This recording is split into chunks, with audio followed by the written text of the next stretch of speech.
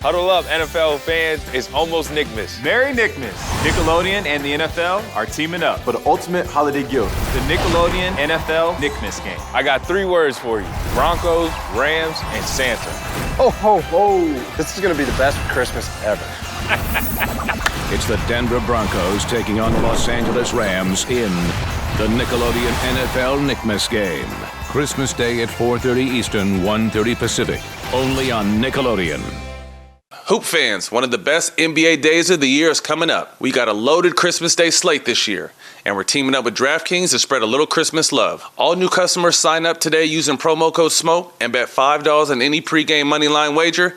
And if your pick hits, you'll get $150 in free bets. It's that simple. As usual, we're running an ATS same game parlay later this week. Head on over to the DraftKings app now and see who we're riding with this week. I feel a win coming up. DraftKings is safe, secure, and reliable. Best of all, you can deposit and withdraw your cash whenever you want. Download the DraftKings Sportsbook app now. New customers use the promo code SMOKE, bet $5 on any pregame moneyline wager, and get $150 in free bets if your bet wins. That's promo code SMOKE, only at DraftKings Sportsbook, an official betting partner of the NBA.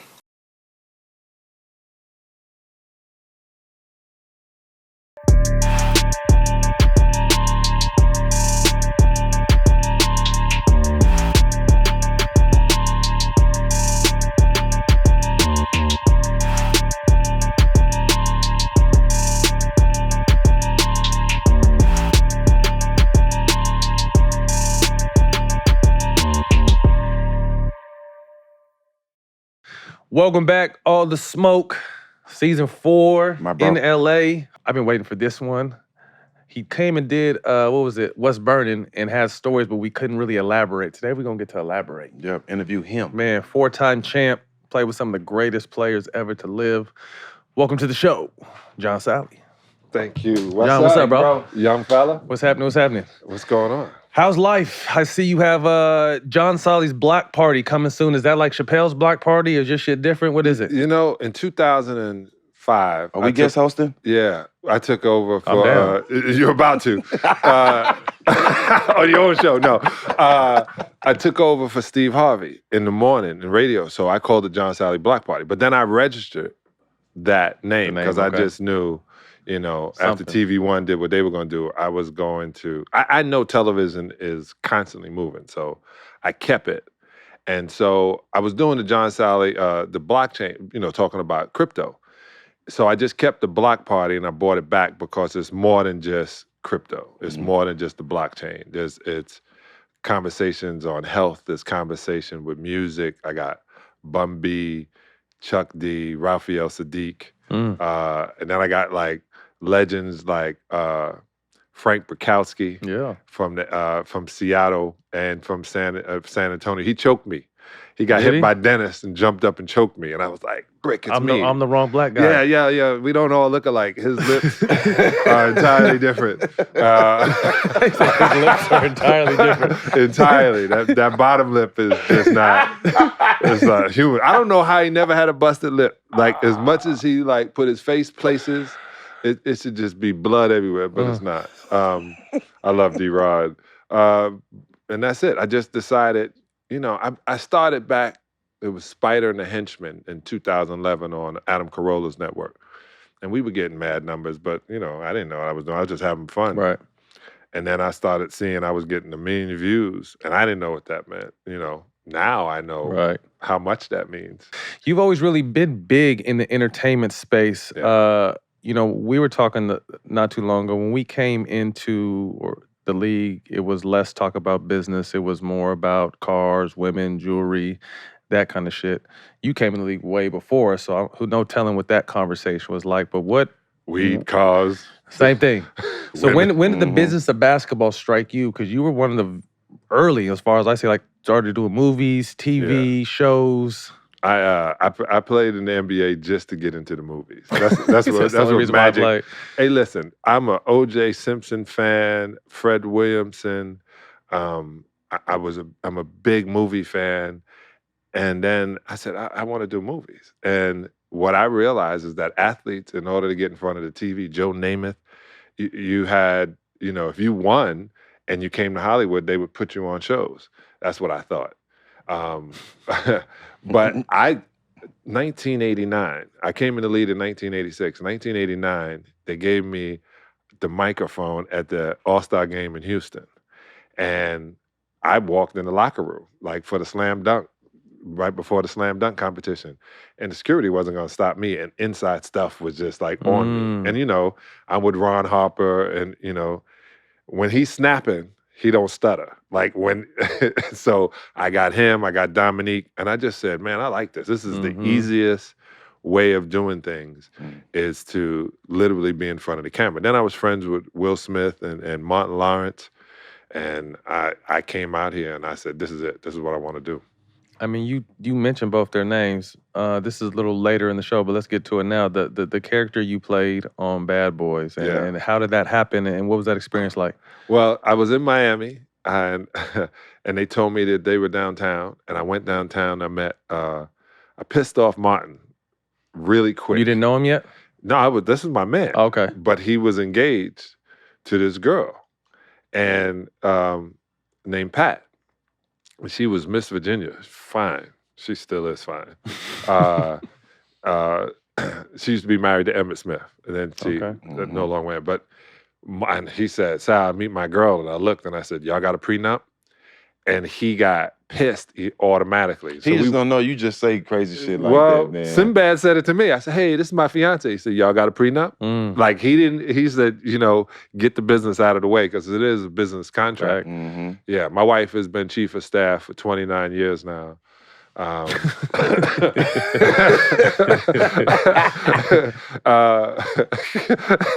She manages a small village. Yeah. But then we walking upstairs, and man, you don't say that in front of my girl, man, embarrass me like that and all these people. I said, I don't care about those people. I'm asking you a question that Sinbad asked me. And then when we get up to set, the director is yelling and screaming, and we're walking. And I said, who's that? He goes, a young director. And he's screaming and yelling. And I go, yo, who's that screaming over there? And he busts through the door, and it was Michael Bay. And Michael Bay shot my commercial for Nike. And he was like, oh, what's up, man? I said, hey, you're directing? Yeah. I said, I heard you yelling. I knew that voice. And he goes, Martin, he's funny. We should put him in a movie. He said, you the director? And he said, you got a SAG card? I said, yeah, I got a SAG card. I don't know what a SAG card is. Yeah, I got a SAG card. Any kind of card you want. I got platinum. I got gold. And then he said, yeah, all right, we're going to get in touch with you. And when they got in touch with me for Bad Boys, I got there. He said, so you're going to play this nerd. And these are the lines. And we're talking as we're going through the lines and we're walking. And he was like, put these glasses on. And I put the glasses on. And then he goes, hey, rip his sleeves down. And he was like, all right, handcuff him. I was like, what? And he knew how he was going to shoot it. He knew what he was going to do with the camera. Angles. Now, I've been friends with Spike Lee since college. Spike ain't never, he put a basketball movie, didn't put me in. Mm-hmm. So to get in this movie, I'm sitting around and I'm thinking, I can't curse in my first movie. And I got to be a nerd. I can't, like Stephen said, I got to be myself. Yeah. So I gotta act like I do know computers. I was like, let me do what I do. And, it was $479. That went to my SAG because I didn't pay my dues. But that's another story. Screen Actors Guild, for those that don't know. Yeah, I didn't know anything about it. I did a commercial, so I was in SAG, but I worked it that way. But then that was it. After that, it was Eddie with Whoopi Goldberg.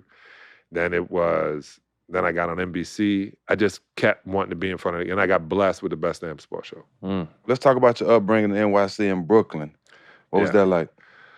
I'm a Jehovah's Witness kid that, helps rob people when I'm not, knocking on your door. No, I played with the greatest coaches. My first coach was Bonnie Davis. He's recovering from cancer right now. And then Ted Gussis, who I still talk to this day. Jerry Perlmutter was my high school coach. And I just, I was a kid from Brooklyn. And if you know anything about New York, you stay in your borough. Mm-hmm. And I was playing for Ditmas All-Stars. Then the Gauchos with the great Gil Reynolds, who had Bernard King, Sid Green, and Albert King. And then me and Pearl Washington, the great Pearl, we went up to the Bronx to play with the Gauchos, which was a feat in its own. getting on the train and going outside the borough. And when I started playing for Gauchos, I was with Don Marbury, Steph Marbury's older brother, Henry Ham, Andre Irvin, like great players from all over the city. So I played in every park except Rucker. And the reason I didn't play in the Rucker was because I didn't want to run across a kid, dunk on me, and I lose all my reps. So that's exactly all I did. When did hoop come into play, though? How tall were you? When did you stretch out? Well, I started drinking toxic waste. I always say that, man. I was 6 when Eric Jones' father had the perfect afro, pork chop sideburns. He's watching the Knicks game. He's like, man, basketball players get all the money and all the women, and they got the best clothes. And I never forgot that. Never. And at 12, my mom didn't let me play, so I was in the park all day by myself. Everybody else had gone to play with Ditmas. So I look at it as from 12, I said, at 18, I got to go. So I got 6 years to become the best. So I 12 years old, and that was it. And then when I was 14, my brother, Magic Johnson had just gone pro. And he goes, you going to go pro at 19? He said, how old are you? 14. He said, 14, about to be 50, you going to go pro? And I just sat there, I got to go pro in 4 years. That's my mentality. And then it was college. And I was like, I'm going to stay 3 years. And I stayed 4 years, which was the blessing because I got to go to Detroit. But from 12 years on, I played basketball, I think, from 15 to 18 every single day, whether it was snowing or not. So I was dedicated. Anything else besides basketball? You just play basketball? Yeah, I tried to do comedy. I didn't try to do comedy. I'm going to tell you, I used to listen to Richard Pryor albums quietly and try to mimic every sound Richard made. And then I would watch Flip Wilson but Richard Pryor, I would every album I can possibly listen to of Richard Pryor. Dick Gregory, we had albums then. They didn't have. He's saying albums, like listening. Yeah, you had to listen to the comedy album. Bill Cosby, I still got the albums too. So I would listen to them to learn timing. I knew I wanted to do, but I just kept growing. I kept getting taller and taller. And everybody is, in LA is below 5'11". But I still did it. I got my comedy timing to a point. I was just telling them last night they need to go watch Which Way's Up. Yeah. Classic. Yeah, Which Way Is Up is Richard Pryor at his best. Georgia Tech, you get a chance to play with Mark Price, going over to Atlanta. What was that like? Well, when I visit Georgia Tech, it was Super Bowl weekend, and they were cleaning the streets. And I ain't never seen that. It was Super Bowl weekend in Atlanta? In Atlanta. Okay. And I think it was Super Bowl weekend. Yeah, I think it was. And Georgia Tech was playing against North Carolina, against Michael and them, the year after they won the championship. And that was it. I was like, I'm coming to Atlanta. So everybody had a job. Everybody at Delta was black. Everybody grabbing your bag was black. Everybody at the hotel was black. I got to upstairs, call my mom's, and I said, I'm going to Georgia Tech. She says, how's the school? I said, I don't know. But black people got jobs in Atlanta. I'm going here. And then I went to school year round. Everyone else, really? took I didn't take the summer off. I played in the summer league and I went to class. I had a plan. I still got a plan. It ain't working, but I got it. What was your name on Bad Boys? Fletcher. Fletcher. My father. We call him Fletcher for the rest of the show. Yeah. Bro. He didn't take no summer all off. year round. Come on, Fletcher. Hey, man, all year round. Georgia Tech was on quarter set. It was hard, man. So I was like, you know what? I'm going to take 5 classes a quarter. Like the way y'all are doing it, piling it up I'm not gonna live that life. I got to go over to Spelman and Clark and enjoy myself. You got some shit to do. Yeah, I got women I have to impress. So 4 years, Georgia Tech, drafted number 11 overall to the Pistons. Same class as Dennis Rodman. Wow. First impression of that team? Well, Dennis Rodman and I, they used to take the top 50 players to Hawaii. And but they made Coach Crimmins was coaching the South team. So I knew what offense we were going to run. And then Dennis was my roommate. And he grabbed every rebound and threw the ball only to me. He did not throw it to a guard. This is true. I missed 3 shots in a week because Dennis grabbed a rebound, he'd give it to me. I put it in the basket. So I loved playing. I love playing with Dennis Rodman. And then when I got there, dog, you got to realize there's Adrian Dantley, Isaiah Thomas, there's Bill Lambert, there's Sid Green, who was, my guy, and Rick Mahorn. And I'm just like, oh, we're going to be good. I didn't understand it's a business called basketball. And first day they got in a fight, Rick and Sid. And I was like, hold on, man, you gotta break this up. We a team. And Rick hit me in the chin and Sid kicked me in the knee. And I was on the ground and I realized I was playing in their position. And Chuck Daly just stood there and looked at me. Everybody was looking at me and I was like, nobody was helping me get up. And young man, shut your damn mouth when grown people are talking. And I get up and Joe Dumars is like, and so I realized right there, we are all individual companies working for one company. And it was real quick. My education came. It was the best thing because my vets would teach you something after beating you or kicking your ass. It's a lesson to it. Yeah, keep your left up. First and foremost. And talk to people from a distance like basketball players. I'm gonna kick your ass. You do it. That's how basketball players talk. And that's how you're supposed to. Keep it at a distance. Was there Ricky Hazen? No. I carried, Adrian Dantley was my vet, so I carried his bag. What was he like? Such a talented player. You hear stories, obviously we all know he could play, but you hear stories about who he was as a person. What was it like for you as a rookie? And I called him the teacher. Like, I named him. Like, when I tell you, Matt, you can guard people. You cannot guard Adrian Dantley. I'm telling you that. He's in his, and I'm telling you. And he used to laugh. What about Dolph Shays? I said, who? Can Matt guard Dolph Shays? No. He's a center though, ain't he? Yeah. He couldn't guard Dolph Shays? You could, Danny Shays. Danny Shays? This is funny. Was Danny Shays better than Dwight Howard?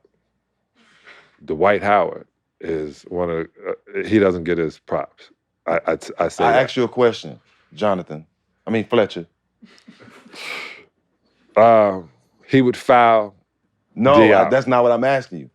Is Danny? Danny Shays. Danny Shays better than Dwight Howard? I can't believe it's taking that long. Let me hit you with this. This is one of the last Jewish players ever. He was playing for his life. He was like, he was like, they coming to get. Danny Shays was like Djokovic. Really? I'm talking about Dolph Shays. I said it right. I know who you talking about. He top 75. Oh, from the 50s. I don't know. He had the glasses. Danny had the glasses. Yeah, but he played in Denver. The other one was top 75. Danny's his son. Is it? Yeah. Dolph was the great player from 1950 to the mid-60s. Yeah, and then Danny Shays. Dolph, he top 75. Yeah, he should be. How else did he get? You got to understand, too. But is he better than Dwight Howard? In his time? That's weak. Let me hit you with this. That's weak. All right, so let me hit you with this. I didn't add to the argument because I didn't know who he was, with all due respect. Let me hit you with this. Nobody does, Matt. Let me tell you about this. That's why I didn't say nothing. Just listen. They got paid $35,000. They played in Converse. Nobody in Converse is gonna bust my ass. They taped themselves and they played all the time. They smoked cigarettes at halftime and drink beer. There's a different mentality Lottie of Deephouse people. was still doing that when he in the motherfucking in the early 2000s when I got to the Kings. So that ain't nothing new. There's just different mentality. Dwight is amazing though. I just don't think Dwight got the right situation. That's the way I look at it. I'm just so upset with you today. No, Fletcher. No, I love Dwight. He'll tell you. I want those shoulders, man. I used to think I had them and shit. I want the shoulders. I want the shoulders. What was the state of the NBA when you arrived? A crazy thing I heard, they said at one time the league was too black and too drug infested. That's what I heard. That was a saying, right? And I remember. I mean, it was a good time. Some good times going on. I guess. Yeah, they made smoking cigarettes and drinking beers at halftime look light. And all that. Yeah, all that. That was light work. Oh, Yeah. man. Shit, that was nothing. Drugs was amazing. It hit the league just like it hit the rest of the country. And I'm playing against guys that they say are high. Man, you could not tell on some of these dudes if they was getting high. They were that good. And whatever they did in their extracurriculum had nothing to do with their basketball. I didn't see any suffering on that point. I mean, you were in the NBA for a long time. So when did you kind of see that start to change? Or I started seeing the league change when the money came into it. Like any situation. There was no money really. It was money, but there was no real money, right, in the NBA. And then my second year or my third year, it was John Koncak was offered that deal and got like $3 million. And every big man behind that was like, if he gets $3 million, I get $6 million. And I happened to be lucky enough to negotiate 2 years after that. But then everything changed. The Pistons were the first team with a private jet. We had round ball one. And when we won 2 championships in a row, started realizing it was because we used to fly commercial. You get there the day before. You have a late afternoon practice. You go to dinner, you go to the nightclub, you go to the strip joint, whatever it is. You got the early practice. You play the game, you stay the night, which was detrimental, right? There's more babies in different cities. There's more chances of you getting robbed. There's more drug use. There's so much to do. When we got the plane, we flew in that night before. So we practiced in the day and we took a flight at 7 o'clock, practice. 6 o'clock, 5 o'clock, 5:30. And then, when we finished playing, we're on the plane either watching the film for the next game or the game we just lost, which was stupid to me that they didn't just always show the next game. They would always Chuck Daly be like this. You see a play, he go, oh. That's all he said throughout the whole plane, and everybody's watching on these monitors. So we were able to stay focused in basketball way different. Imagine you fucking with all you in the background. You know it's coming. Right. Yeah, because but you know it's coming too. You don't say nothing. Like, they didn't call out the pick. You should have seen it. Anything going through. It was we had. I tell you, I was driving here, through Topanga, which is a canyon here. And I was just looking at all the beauty and I was like, I live in a vacation, but I literally live a dream. I don't remember not one NBA basketball game I've ever played in because they were all that important. That at least that's the way Isaiah and Bill Laimbeer had my mind. Like each game is important, not just the big games. Every game is important. So I really didn't get to enjoy it because when you win, you got 15 minutes. Coach, God, calm down.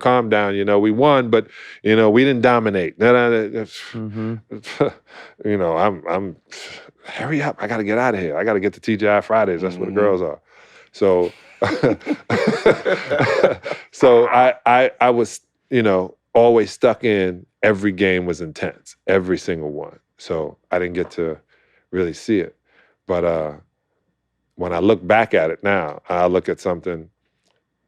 People want to talk about who's the greatest and the GOATs of all time. Y'all will never play against Larry Bird. Larry Bird will give you nightmares now if you have to sit back and think about it. Kevin McHale would smell like garlic on purpose. And rub his underarms. Petrovic. You remember that there was that player Petrovic? Ooh, he was tough. Man, you can't even punch him and it's not going to do anything. A rock, huh? Yeah. You would have been great because back in the day you can fight and then when they break you up, they just tell you to calm down. Yeah, I would have loved it. Yeah, calm down. Calm down. Crazy. Put him over there. Get somebody else in for him. And then I coach come by and go, you know, you don't get paid to fight. And I was like, But kinda, sometimes. yeah. With that team, shit. Where would you put, I mean, you mentioned Larry Bird. Is he the greatest small forward of all time? Like, is he Yes. two? Yes. So is LeBron a small forward in your opinion? LeBron can play all 5 positions. Okay, so you're not counting So a small forward. he's like Magic. Okay. So Magic, LeBron over here. Okay. Kobe and Michael over here. Okay. Larry Bird and everybody else over here. Bernard King. Can you compare, I'm not saying who's better, can you compare, obviously, a different kind of game, but a Larry Bird and a Kevin Durant? Kevin Durant is my favorite player playing now. I've told him that 1,000 times. Kevin Durant is not Larry Bird. No. No. It's Kevin Durant. Kevin Durant is 6'11" and shoots the ball above his head. So, but Bird was 6'9" and shot that bitch behind his head. Yeah, with while both talking, hands. With jumper, would just talk shit to you too. I'm gonna shoot this, right? And then I'm gonna go to the other side next time and shoot it again. And he would go, I'm gonna shoot this, and shoot it, and be talking. I told you I was gonna shoot it. And I remember one day he was just talking so much to me. It's go 1, 2, 3. I got 2 quick fouls because you know that means you got to sit down. Somebody else come be a highlight reel, and it would worry you. It would worry you. And he can dribble, pass. People didn't realize he was 6'9", so if you thought he was going to lay it up and he would dunk on you. How much was he, like 230? Yeah, 230. Okay. Didn't he have a game where he shot all left, E?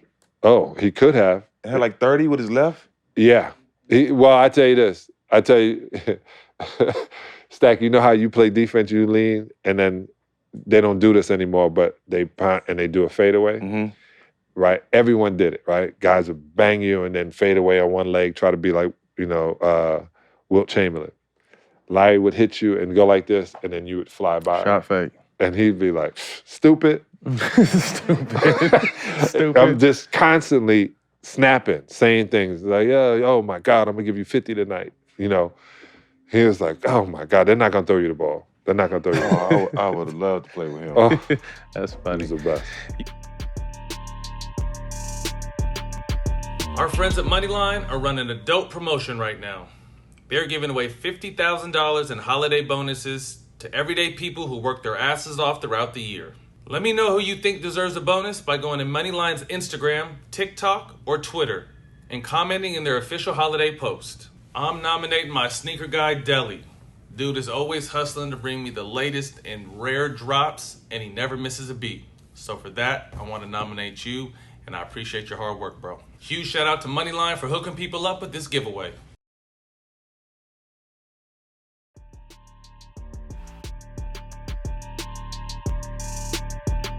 You had so many different personalities on your team. I mean, growing up, it was the Lakers and the Pistons and the Celtics in the 80s who I, grew up watching. But you always hear about Lambeer and Isaiah fighting, but there's a lot of strong, you're a personality. Rodney came, that's a personality. Lambeer, Isaiah, Mahorn, Dantley. Like, what was it like just on that team? I can go this way. So Isaiah sat here, he's captain. Then it was another person here. And then Joe Dumars was at this end. Adrian Dantley was here. I was all the way close to the TV. And Rick Mahorn and Buddha and then Bill. And Vinnie Johnson sat over there. So the deal is these were all grown men. In the locker room? Huh? This In the locker room. Okay. They were all grown men. And when they talk about Isaiah and Bill having a fight, that wasn't until 1993. Oh, after? Right. But those two captains like ran it like you would see on TV. They ran it like that. No one said anything to Vinny because Vinny was the man. Joe Dumars was quiet. Adrian Dantley and him used to whisper. Whisper. Because they don't talk, right? So that kind. And then, Dennis and I were just happy just to be around it. And it was, then we had Mark Aguirre when AD left. And they're just grown men. It's the only way I can put it. These guys were in their 30s. And Chuck, that's why I said it was intense. I laugh and giggle until I get to the arena. And then there's no laughing and giggling. And then after we win, I'm going to talk shit and I'm going to laugh and giggle. They didn't like that a lot, but I would do it. But those dudes each one was intense. Vinny was going to come in as sixth man. He was going to get the ball. As soon as he checked Microwave. in, he going to get the ball right away. Isaiah going to get him the ball. Bill Lambert was allowed to shoot threes, which was rare. Funny saying it now. Rick Mahorn was going to beat, if there was a big man there, he was going to bang on him and talk shit to him. So we had like literally everybody had their role. I grabbed the ball one time, and that's why I love Kevin Durant. And I'm dribbling down court because I'm a New Yorker. Chuck didn't have a whistle. Yo, yo, yo, yo, yo. He said, hey, you know who that guy is right there? I said, yeah, it's Joe Dumars. You know who that guy is? It's Isaiah Thomas. He said, next time you grab a rebound, you throw it to them. Don't dribble it again. I don't want to listen. Grab that shit. Stop. Get him out. One time. He said, all right, you get it? I'm going to pull you, and you get paid according to minutes. I grab rebounds, no more dribbling. It's just like we had rules. You had rules, you stuck to them. And we did in practice something that I never saw anywhere else. We practiced the 2-minute drill for an hour. We always practiced what would happen if we were down 3, if we're down 5.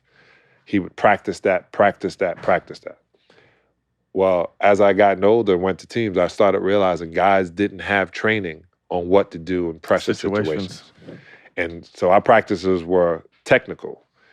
And you're supposed to stay in shape. That's on you. You know what I'm saying? You stay on shape or you don't stay on the team. Speaking of the great Chuck Daly, why was he a perfect fit for the Dream Team?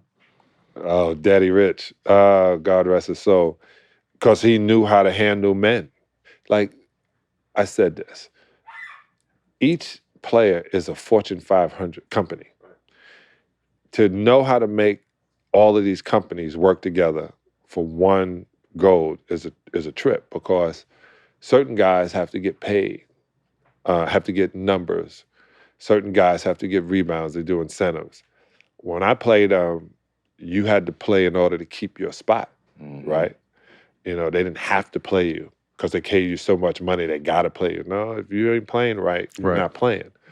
But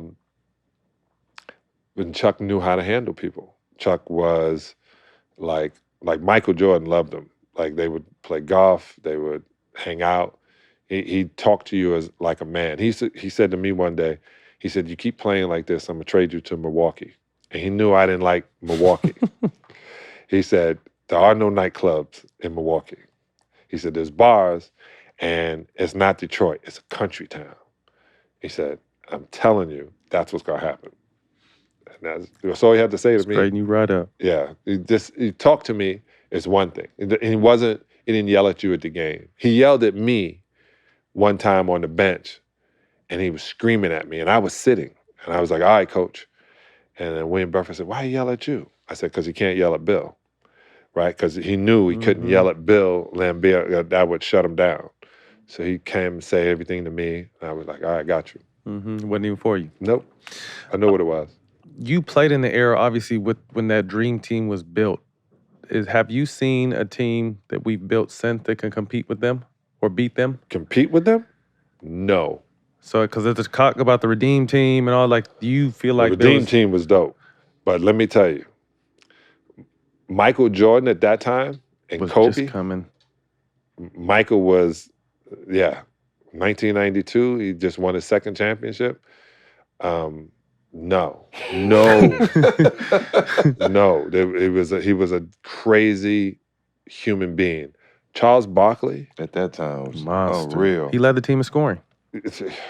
And he realized he had to be the bad, mean American in order to get some camera time. He had no problem with it. John Stockton? No.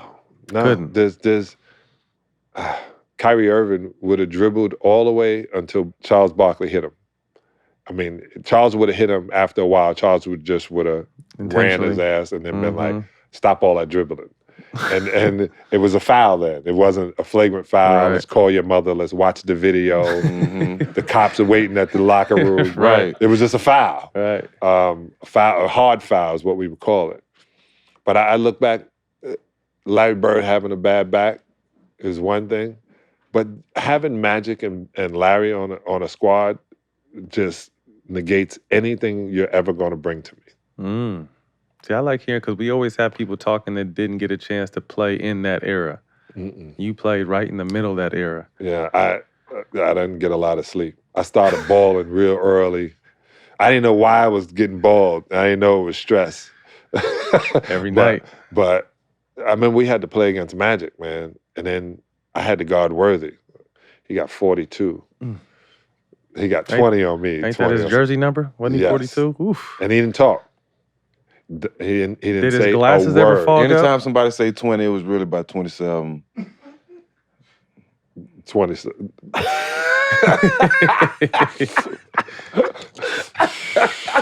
No, I knew when I looked up, James. and they just started putting the score like players that was on the board in the Lakers. I looked up, I said, 20, 19? That come from? Oh, 19. Oh, I'm about to foul you again. I'm not playing the rest of this game. You're not going to get me on CBS. Michael Jordan dunked at me on CBS, man, and all I remember, all I was thinking is, in my park, when you got dunked on, they took your sneakers. And I just sat there and I go, I'm going to hear it. Like, the only thing in my brain is my brothers are going on you. My phone's going to blow up when I got home. Did you go up and try to, like, you tried to Man, time I it? thought I had it. You know what I'm still saying? think he had it. I thought you I heard the had energy he it. had with that? I thought I had it. He went up so fast and then moved in the air, and I just grabbed his face. Because I was like, you can't dunk this. And I grabbed his face, and he still dunked it. And his tongue was out.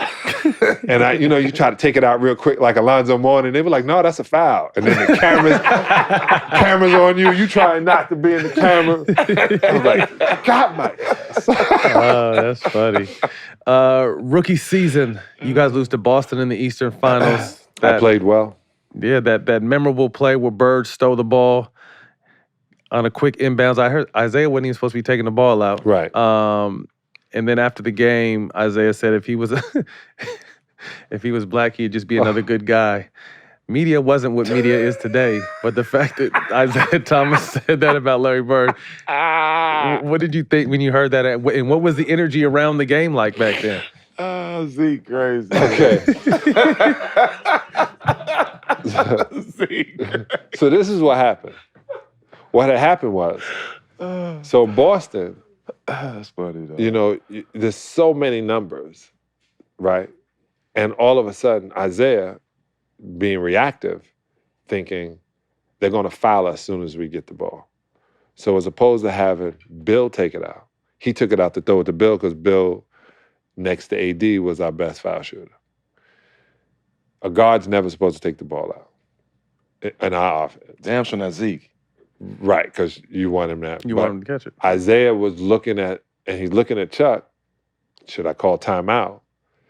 And he's looking at Bill, and Isaiah's like, give me the ball. Right, And clock. he takes the ball, and he's throwing it. Now, Bill Laimbeer sees Larry Bird coming, who hates Bill Laimbeer with passion.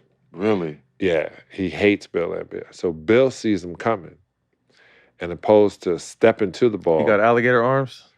Yeah, and then Larry steals it, but then it looked like it was set up by the leprechaun because nothing was supposed to happen the way it happened. And we're all the way down, and AD turns to me and said, what happened? I said, Isaiah threw the ball away. Now, that was quiet in the locker room, right? We get on the plane, we chartered a plane.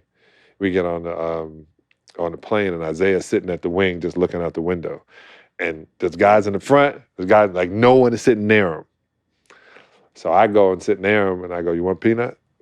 And he's looking at me like, Motherfucker here, dog. The ass. yeah. And I go, what's wrong? And he goes, Sal, I lost the game for us. I said, no, we just proved we can beat him in the garden because we had never beat him in the garden. We proved we can beat him in the garden.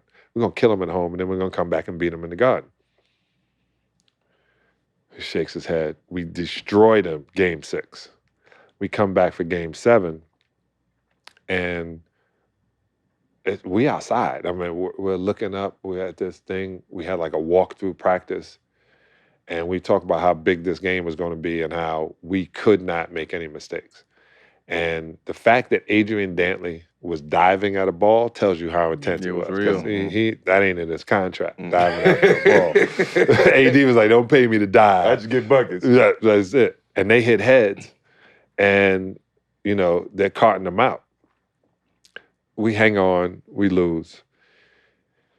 Dennis Rodman said, if Larry Bird was a black guy, he'd just be another black guy. Oh, Dennis said it. Right. Oh, forgive me. And then they run over to Isaiah, who's sitting here. So it's, you know, Thomas Salley. It's Rodman, Thomas Salley. So I'm sitting here, and all the media say, oh, let me move. They go, Dennis just said, if Larry Bird was, and Isaiah said, I guess he's right? Like, if it's a sensational thing that he's a white guy and he plays this well, because it's, you know, the league is full of, you know, black people. He wasn't saying anything. So he wasn't nothing malicious. It wasn't a diss. No, It's the truth. He was like, right now we talk about McCarthy. What's the kid, the running back for the Titans? McCaffrey. Right? For the Panthers. We talk about how this white kid is unbelievable. We literally say that, right? We talk about, we put his color in front of it. Position. Yeah. So him saying that was not saying, he wasn't getting anything about Larry. Larry plays good for a black guy, white guy, a Martian. Right, no matter you know the what color. I'm saying? He, no matter the color. Ewok, he all that. They brought the color into it. Isaiah not disagreeing. If Isaiah would have said, no, you know, he's great no matter what he is, right? It would have been dead. Right. It would have been dead. But he said, and I say it to this day, if you think about anything they say, when you see, when it's a white guy and he's a champion, they call him the Great White Hope. When you get a wide receiver who is fast, they was like, this kid is as fast as this black kid. So in a way, they're not right, because we're predisposed or we're prejudiced by default, because in this country, black people do one thing, white people do a different thing. And when a white guy is playing ball as well as black guys, if they say, black guys, yo, you want to play basketball, that's a racial thing. Black guys play basketball, black guys dance, black guys smoke, well, Smoke weed, they're kind of right. Smoke weed. I ain't gonna lie, I feel all them, I do all that. Right. I eat chicken, black, I do all the things I'm they black. say. All the things they say. Got a bunch of kids. So, Yeah, I'm but black. when you say that, that's cool. But when all of a sudden, when a white guy is doing it, then that's out of character. So they kind of put it in a way, there was no way for Isaiah to get out of it, except, man, leave me alone, man, I got to take a shower. But he couldn't do that. So he got the bad rap for something. He just, like you said, there was no malicious intent behind it. None. Larry Bird and Isaiah are cool. And they did a press conference right after that. Oh, good. What the problem was, Isaiah kept talking. When Larry got up and walked out, Isaiah should have got up and walked out. But Isaiah said, I looked up the word racist in the dictionary. What'd he say? That's where he fucked up, huh? He said, stop. Don't let them know you read. Don't let them know you read, brother. Keep it to yourself. That's where it got into it, when he was, you know, trying to diffuse it, when it, you know, should have died where it was. Don't let them know you read. Around this time, you know, Jordan is on his way up. And you guys have beat the Bull Street 3 consecutive years. And you guys had something called the Jordan Rule. Yeah. Talk to us about that. Another thing you would have liked, Matt, because push him left. That's your Jordan rule right there. That's all I'm allowed to give away. It's still top secret. But we gonna be there. The deal is this: you push him left, right? If he catches the ball on the left side, push him left. He's not going to pass it, right? Kobe is not the chucker. Michael is the chucker. Kobe shots go in. Michael kept shooting until they went in. But Mike was deadly. So when he caught the ball on the left elbow, push him left. And Joe can do that all day because Joe's 220 pounds. And when he picks the ball up, go back to your man because he's not going to pass it. He's going to shoot it. And when he comes in the middle, put him on his back. So if he's on the right side, he goes left. That's when he turns his body this way and stick his tongue out, and that's when his ass was on the floor. Right when he went down, right there. As soon as he goes left, as soon as he gets a foot in the paint, foul him. And it's just a regular foul. Yeah. Everybody gets 6. Everybody gets, but no tic-tac fouls. Meaning, for anybody out there, don't reach and pull your hand back. Follow through. Grab him. Right? Foul him, hit him, and you used to be allowed to do that. Used to be allowed to, even if a guard was coming to the lane, it was a big man turned and bumped into you and you hit the ground, ref wouldn't call that. Because your ass is not supposed to be in there with a big man. Right. And he's just turning his body. We also knew to go after Scotty. So the other Jordan rule was make Scotty keep the ball with Scotty. Make everybody else try to beat us. And that's it. When he caught the ball, all eyes was on Michael because he's not going to pass to your man. You don't have to worry about him Magic Johnson by your ear. He ain't passing it. So as soon as he puts the ball down, everybody come. Everybody. And they got you watching on film. They would stop. Hey, what's the rule? When he comes, everybody comes. He's not passing it to your man. And if you watch, Michael would put the ball every which way, not to give it to one of his his teammates. That's it. You got a chance to play with him later. Did you guys ever discuss what it was about, the reasoning? Because, he openly said, that got him better. Yeah. You know what I mean? Have you guys ever discussed being teammates at one point? Yeah, when I they didn't have to ask him, but when I came onto the team, he said, you wear Nike, right, Sal? I said, yes, sir. Got it. Sir. He said, what size you wear? I said, 15.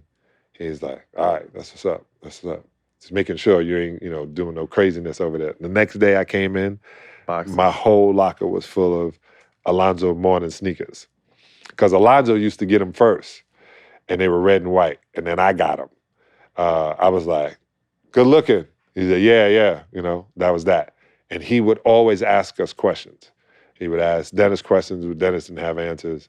He said Dennis didn't have answers. He didn't have answers. He would ask Buddha, and he said, man, when we would come in, and like I said, if we knew that we was in his head, we would have never lost. We didn't know how intense or how much we were in his head. I remember we were playing, and I go in, and I see him. I said, after the game, he goes, yeah, after the game. He said, I got the Ferrari. I'm going to show you. I said, I can't wait. We beat him. I come out and said, what's up, man? Get away from me. What happened? Get away from me. I was like, damn, he's sensitive. Like, Hate losing. where I'm going to eat tonight? You know what I'm saying? Like I said, I was intense when those numbers was up. I would very, very focused. But when we would talk, he would ask us, did we try to hurt him? We were like, nah, if you went left, we hit you. If we went left in the middle, we stopped you in the paint. Because he can ignite a whole nation by dunking on somebody. And you can see sometimes he would go and we would all come and then he would try to get a shot off and hit the floor. We're not catching him, step over him and keep running. And we knew that his teammates looked to him for everything. Everything. And we would punk everybody. I love that. Back-to-back champions in 89, 90. You guys beat Magic. Then you guys beat Clyde and the Portland Trailblazers. You know, they call Portland Rip City. I said it stands for repeat in Portland. Dog, you don't know cocky. We lost our first home game, championship game. We lost the second game. And we never won in Portland as a franchise. We won 3 straight. And I remember they had Maurice Lucas on the squad. Was that back when it was 2-3-2? Yeah, So 2-3, yep. So you got all the ones in the middle? I remember they had Duckworth and Kersey, God rest their souls, and Buck Williams, who used to give me crazy numbers, at least a lot of elbows. And I just remember, man, we just was like on it. And when we won, it was the loneliest city, but we stayed in the hotel. I loved it, but we stayed in the hotel. What was it like beating the Lakers? Beating the Lakers? We kicked all the windows out of the bus on the way back to the hotel. Y'all did. The guy just turned it all black. We kicking windows out because there's people following the bus and giving us the finger, and we throwing shit at him. Rick Mahorn. In L.A.? In L.A. Okay. Rick is mooning them and shit with his big ass. It was more like a son in them because it was a big ass. and we just wilding. We get back to the hotel. We couldn't go anywhere. That was another thing. So it's not like we can go out. Yeah, they're not having that shit out here. here. No, I found that out real quick. They serious about the Lakers out here. But we stayed in the hotel, tore things up. Dennis didn't take his jersey off to the next day. I showered, made sure my hair was cut. You know, the hoes might be watching. You know what I'm saying? Make sure my high top was like, my hair was like yours. It was perm, but it was like yours. A lot of off the court success with that team. You know, Joe and what he's doing now for the NBA, Isaiah and all his ventures. Vinny, It's the main. speak to him because he does car stuff in Detroit. Yeah, and they're heavy. Yeah, he makes all the plastic for all the cars that you see. But Isaiah started a company.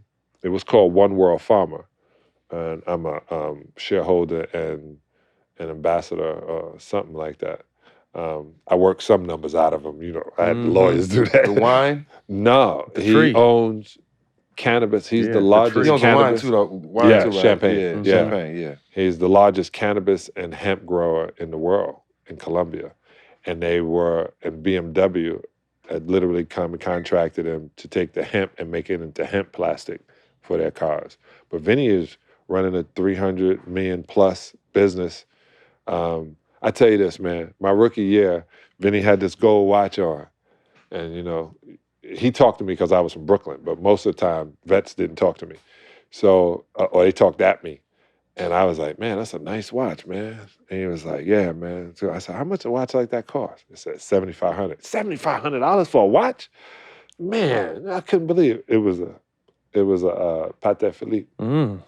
1985. I was about to say, this is back in the 80s. You know what this watch is worth to this day? 85. Ooh. This watch is, they probably don't even make it anymore. I sat there. Vinny has always been, and he was the best dressed player I've ever seen in the NBA. And he was so well mannered. He had tall poodles, black poodles. I had never seen a big poodle before. I was like, oh, this is a rich black guy. But Vinny always was so like astute, so perfect with his thing. So I'm so impressed with what he's doing with the Piston Group. Vinny, Joe D, and Zeke, all great businessmen. Yeah, man. NBA Christmas is right around the corner, and we got some big-time matchups. The games are on all day, and that means there's plenty of chances to win big on DraftKings Sportsbook, today's video sponsor. All new customers sign up using the promo code SMOKE and bet $5 on any pregame moneyline wager. If your pick hits, you'll get $150 in free bets. It's that simple. Be sure to check out this week's All the Smoke same-game parlays. We're bound for a win, so head on over to the app now and see our picks. If you're in a state where mobile betting is not available yet, DraftKings Daily Fantasy gives all basketball fans a chance to cash out this weekend. Download the DraftKings Sportsbook app now. New customer use the promo code SMOKE, bet $5 on any pregame moneyline wager, and get $150 in free bets if your bet wins. That's promo code SMOKE, only at DraftKings Sportsbook, an official sports betting partner of the NBA.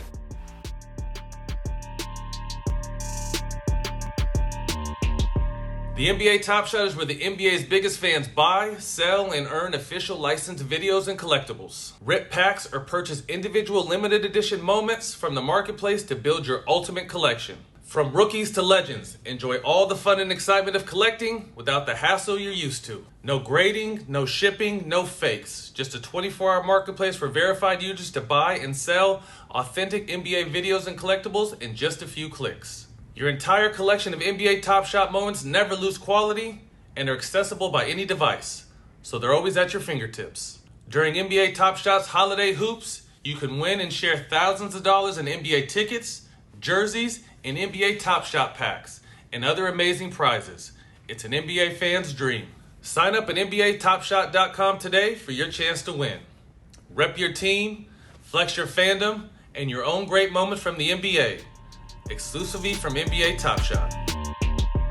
Hey fellas, this episode of All the Smoke is brought to you by our favorite producers of ball trimmers, Manscaped. 2023 is on the way, and the last thing you want to be is the guy with pubes getting in your way, making it the best yet. The Manscaped Lawnmower 4.0 is the leader of the Performance Package 4.0, or as I call it, the perfect package for my package. Manscaped has engineered the ultimate growing and body trimmer by focusing on intelligent functionality and incredibly comfortable grooming experience. This year, shave the loose pines off your wood with the best tool for the job. The Signature Lawnmower 4.0 from Manscaped is here to take down everything in its path. Having trouble dealing with the wild weeds in your nose and ears? Manscaped has you covered. The Weed Whackers will change the game for you to whack your worst weeds. I think confidence will be king in 2023. You know what else I'm confident about? Smelling like $1 million. You ask, Manscaped has answered. Introducing their brand new Manscaped Persevere Body Wash and Persevere Cologne. Talk about being clean, feeling and smelling good. The new Persevere Body Wash from Manscaped solves all three of those and is a perfect addition for your daily grooming routine. But in the shower, this body wash has a light woodsy scent and is infused with aloe vera and sea salt to keep your skin feeling clean, nice, and moisturized.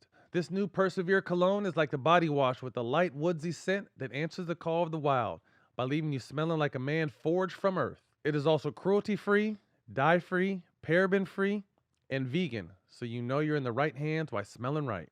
Get 20% off and free shipping by going to manscaped.com/smoke. Again, that's 20% off plus free shipping by going to manscaped.com/smoke. Happy New Year's to your balls. You leave Detroit in 92 and spend 3 seasons in Miami. What's the best memories in Miami in the 90s? That's the only Party. That's the only part of the NBA I remember. Luke. Let me finish this. I was 27 when I went to Detroit. 28. I was one of the oldest people on the squad. When you went to Miami? Miami. At 28. Mm-hmm. Man, and these Steve Smith, still one of my favorite players that ever played. We were the best 36-minute team in the NBA. 36. It's the last 12 minutes that we had a problem with. And, you know, coming from Detroit, that was what I would see. I would see our last 12 minutes. But boy, I've never been out in Portland until I got to Detroit.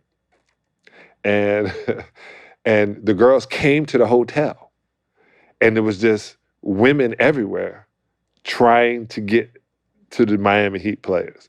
And I was like, what is these guys? It wasn't Ronnie Cycli. He didn't hang out with us. Man, it was my favorite time. I just was about to get married, was the only part wrong with the whole thing. But boy, if I would have been, like Madonna was hanging with us. We'd go to Madonna's house, and then Madonna was having parties. So, you know, you just don't talk to any of the girls there because they might not be girls. Mm-hmm. So bring your own lunch. My only advice if you're in Miami. But tough. Those guys play golf. They play hard. Keith Askins, one of my favorite players, Bimbo Coles. Were you there with Harold Miner? Harold was my rookie. Yeah, I took Harold everywhere, and I put Harold on to Ray's Pizza, and this is to tell you when brother got money. We were playing in New Jersey, and Harold was like, "Man, I like that pizza we got last time we were here in New York." He's from L.A. I was like, "Yeah, you know, it's Ray's Pizza on 6th Avenue." He sent a limo to get a pizza, a town car to get a pizza and bring it back to New Jersey. Mm-hmm. I said, one, you're stupid because New Jersey pizza is as good. But two, that's some rich shit. And he had like a $10 million deal with Nike. So that was What happened with him? I mean, you saw him early. Injury, right? Yeah, and then he went to Cleveland. I remember Harold invested into strip malls in Vegas. So he should be richer than rich right now. He was building those strip malls. Who knew Vegas was going to Crazy expand? athlete though, wasn't he? Yeah. Dog, when they talk about jumping ability, right? Michael Jordan would get down, he would take off, and then you would see him take off, right? It was a long stride. Harold Miner would stop with 2 feet and then jump like above everything else. And he was left-handed. I love left-handed players. But he also, I guess they brought him in the league expecting him to be like he was in college. Mm-hmm. What I like about being in Detroit is I have vets to teach me stuff. Mm-hmm. And, they brought Harold in and expected him to do that. You should be literally taught the position. Groom to be that. You spent a little time in '95 with the Toronto. What was it man. like out there? I know you like Toronto. Well, Isaiah brought me there. And I think Isaiah was mad at me, but, you never know. You never know, because you can tell I got, I had fucks when I was coming in. I dropped them all. Wow. Right, it's like, when he brought me there, it was me and B.J. Armstrong, and we were in a car. We were in a van. And B.J. said, Zeke, you got to get me out of here. I don't want to be here. And he was like, for real? He said, yeah. He said, all right. I think I can make a trade for you. And he said, Sal, Detroit wants you back. Orlando wants you in Chicago. I said, Chicago. I said, no, send me home. Send me back to Detroit. He was like, then he came back and said, I can't trade you, man. He said, man, we need to make this city like the place everybody want to play, but I need you to make sure they go out the night before. So I threw parties the night before all the games. This guy. How old were you at this point? This guy. 30 years old. Let me tell you what my biggest mistake was. I didn't leave the squad after having it lit. I bought Faith Evans there to sing. I had a club every Sunday night at Atlantis.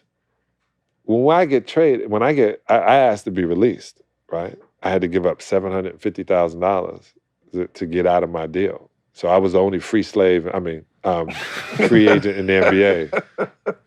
So I can pick, because I didn't want, I own my waivers. And when Chicago came calling, I left. So we go back, and of course, they throwing the parties the night before. And As a Bull now, you're a Bull? And I can't tell these guys, yo, it's a setup, don't go. We lost to the Raptors. And it bothers me to this day, right? It bothers because I know my setup, and they were like, yeah, that shit works. Toronto, too. Toronto's my favorite city. Oof. It is, yeah. I had my daughter in Toronto. My wife, she got pregnant in Toronto. She got pregnant. She got pregnant. I got fat. But yeah, in Toronto. That year, 96, you joined the Bulls in the midst of that 72-win season. You reignited with Rodman. What was it like playing on that team? Well, they had a special private jet. They had that MGM jet that had the TV screen here and the big leather seats and the tables, and it was just like a lounge. And this was the most gangster thing because I pay attention to everything. Michael would drive to the joint. There'd be tons of people. His security would get out, walk with him, walk him on the plane. Guy would take the Ferrari. We parked outside. He parked, obviously, in a private hangar. What the fuck he wanted?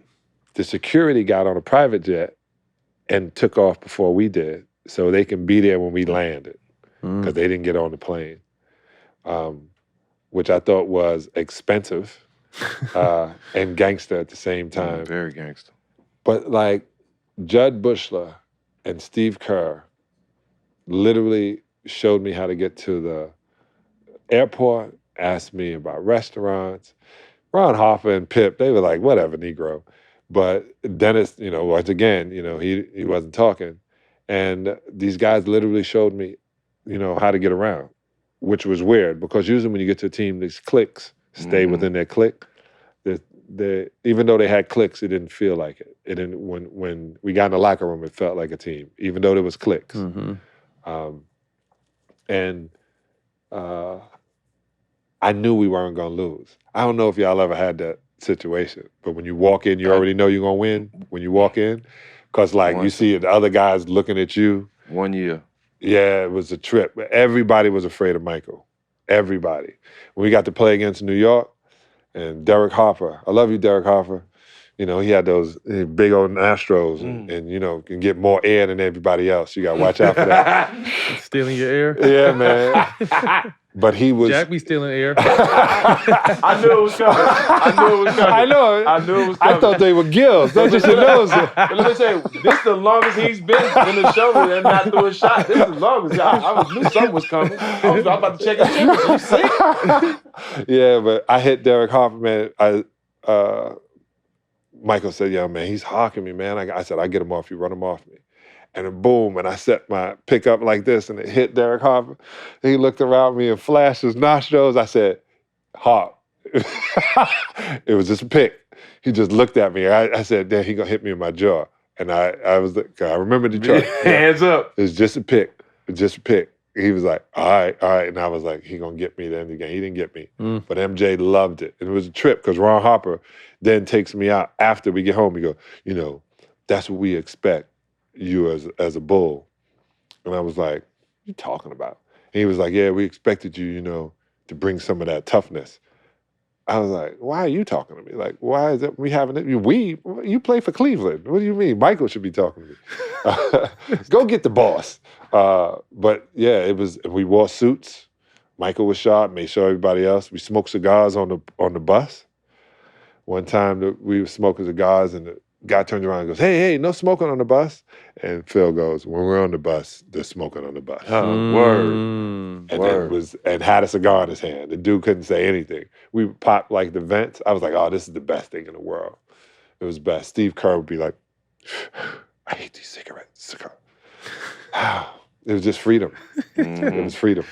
Well, I mean, you got any, you big personalities again, MJ, you know, Pip, Phil, Rodman. You haven't really told us, you keep saying Rodman doesn't say this, Rodman didn't have an answer. What was up with Rodman? What's he like? I got to meet, I get to Chicago and he makes me meet him at a steakhouse. He already know I don't eat steak, but that's okay. Who? Dennis. Okay. We meet at a steakhouse. And what's my man's name from Jerry Springer?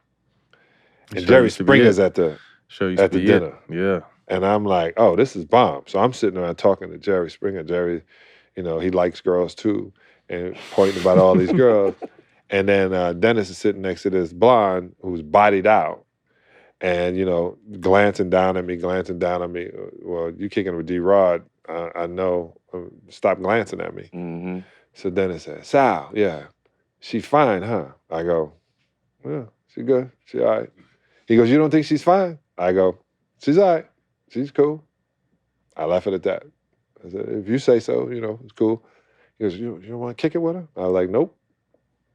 He said, why? She don't have a vagina. I was the only one, he said, that knew that it was a dude. And was, he looked like Matt. No, I'm joking. He was,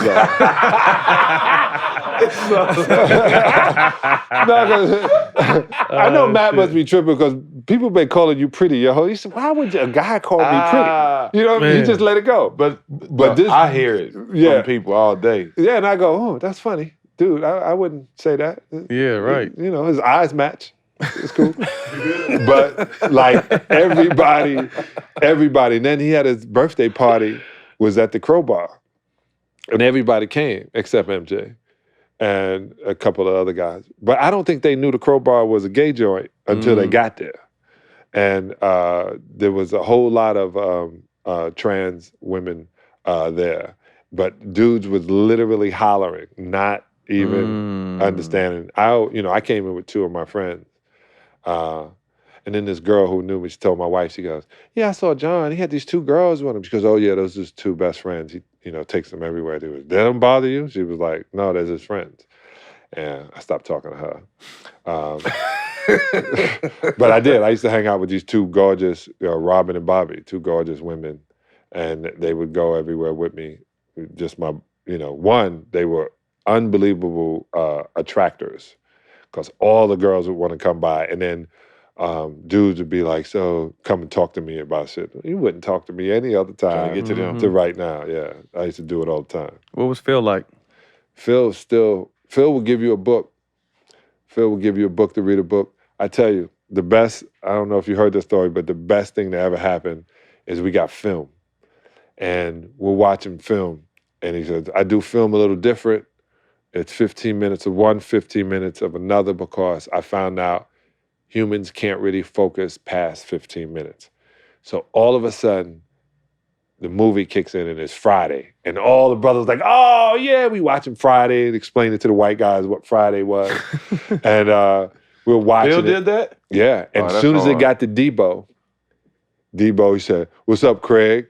Like that, it clicked, and it was Alonzo Mourning. And then we watched 15 minutes of film, and then back to another film that wasn't Friday, but each film was telling us about a point. There's gonna be a bully. His name is Alonzo Mourning.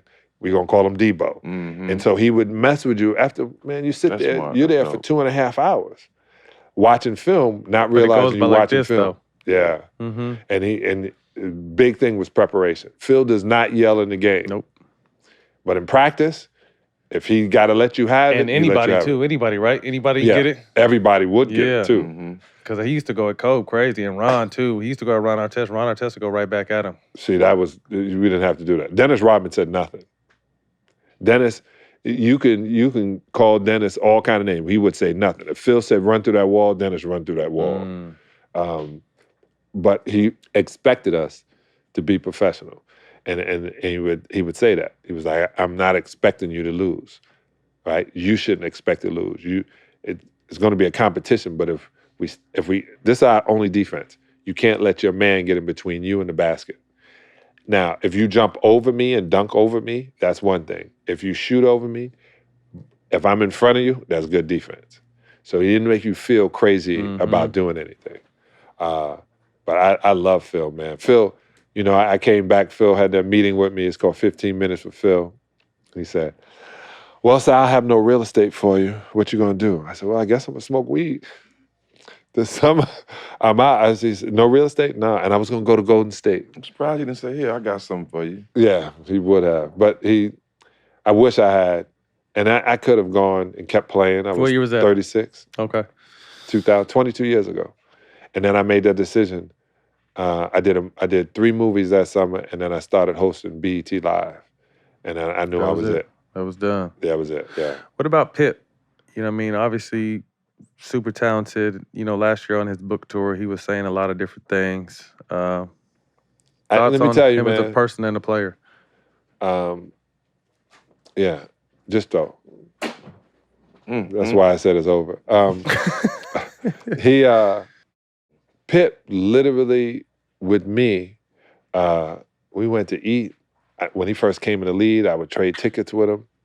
I met Larsa when he told me how he met her. I mean, this was it. And he was always different, quiet, standoffish. Now when I see the interviews, he seems different.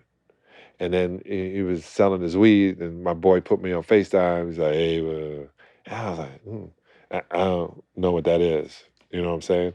So I keep it moving. But Pip, I used to say, was the most skilled player I ever played with, because one, his arms come to here, he can dribble it, shoot it. He had an unbelievable basketball IQ.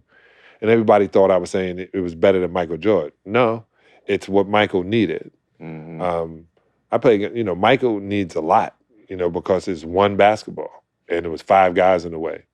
But I used to think he was so skilled. Phil Jackson used to say the same, and then he said Phil was racist, which I thought was crazy. I did. I still think it's crazy. I don't think Phil is racist. I think he's a white guy born in South or North Dakota, born in the 40s. So you're gonna get a remnant of somebody born from that time, but he's far from being a racist, in my opinion. I like his dreadlocks, kind of. kind of. He's trying a lot of looks. He's trying it. I don't know, Stak, about the dreadlocks. No, I can't do dread. That team, Yeah. best team ever? By far the best team ever. Even though Golden State won 73, they lost the chip. Mm-hmm. So to get that far and not win the chip, not good enough. They win the chip, they're the best team ever. Ever. Yeah. Because And they were up a 3-1, lot weren't of they? focus. That was a 3-1, yeah. Yeah, a lot of focus. The Kang. Gary Payton said one time that in the 96 finals, that if he would have guarded MJ the whole time, it would have been a different story. Who said this? GP, friend of the program. Any truth to that? I'm gonna give you my Michael Jordan impression. Yes, Word. he did on the Word. shit, right? Gary something is my guy. If they spread out, which we didn't do, and let Michael do it, he would have been in foul trouble first quarter. You're not guarding this guy. Look, we had to have rules when he caught the ball. And no one got mad when their man scored. We just knew that if Michael wasn't scoring, he was going to implode that squad. So we knew that. When we went up to play in Seattle and we lost, the next day those guys were out on a boat playing cards. You know what I'm saying? It's like, oh, okay, we lost a game. That's it. That was a game. So these guys are probably at home watching film. Michael was relaxing, chilling. And we lost the second game, game 5. We was like, okay, let's go home. Let's not stretch this any further. Let's finish them. And I don't know what they were thinking, but Michael was thinking of killing everybody on that squad, and he did in game 6. So him thinking that he can guard Michael, he would have been in foul trouble. Fair enough. After winning in 96, you had a few years overseas. What was that like? No, man, I had 6 weeks. 6 weeks. Yo, man, I came here. I shot a pilot. The John Salley show for Buena Vista was coming on Fox.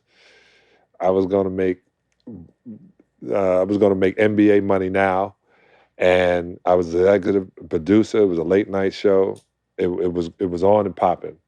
And then Jerry Krause told me that he can only pay me $365,000. Michael was making $300,000 a game. I said, dog, I can't go to dinner with him. He's going to kill me for taking $365,000. Even though I knew they were going to win, I wouldn't do it. So I took the money to go to Greece. I should have gone to Italy. If I would have gone to Italy, I would have never left. Y'all would not be. I already knew that. I knew if I went there, I wasn't leaving. But man, I get there, and this coach was Tony Kukos's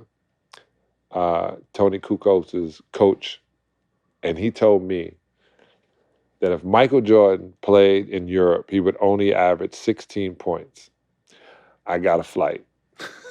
I was like, oh, yeah, they doing crack over here. I shook that once. I can't fuck with that. Yeah, man. They doing crack over here. I know a crack addict when I see one. Yeah. And then, but we went to eat, and they would eat as a team, like I was in college. And so I'm sitting there looking at these guys.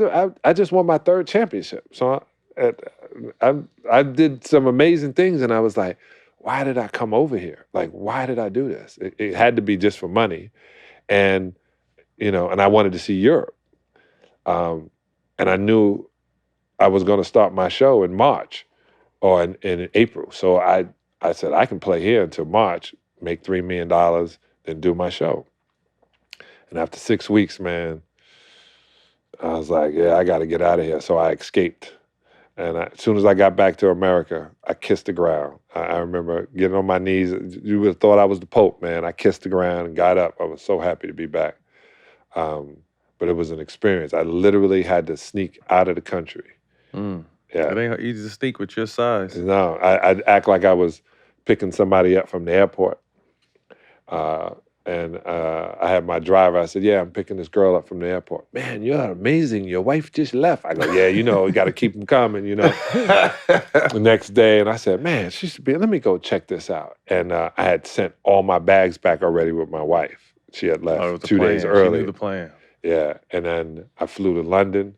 I stayed awake because I just knew there was going to be some Greek guys beat me up in the hotel. And then I got back to Miami, and that was it. That's 6 weeks. It was a trip. I'm gonna tell you, if you ever go to Greece, the most gangster place you ever go is Egypt. You look Egyptian. I don't know if you ever heard that, but you look Egyptian. Spanish, Puerto Rican. He look. It's a lot of nationalities he can pass for. Take him to Egypt, and they're gonna start talking to him in Arabic. But this is how gangster it was in Egypt.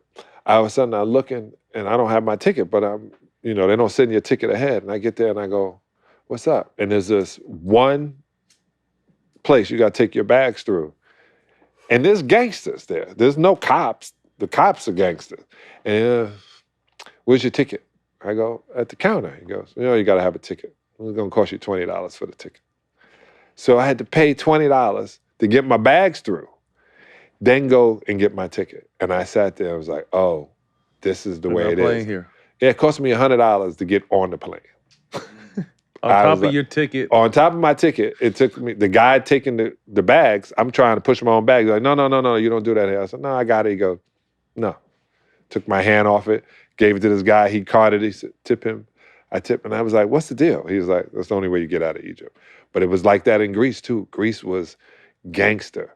They were like, if they can get it, they would get it. I went to Mykonos one time, and the little kids on the street come up to you in packs looking for money, patting your pockets and shit. Yeah. Almost had the backhand one.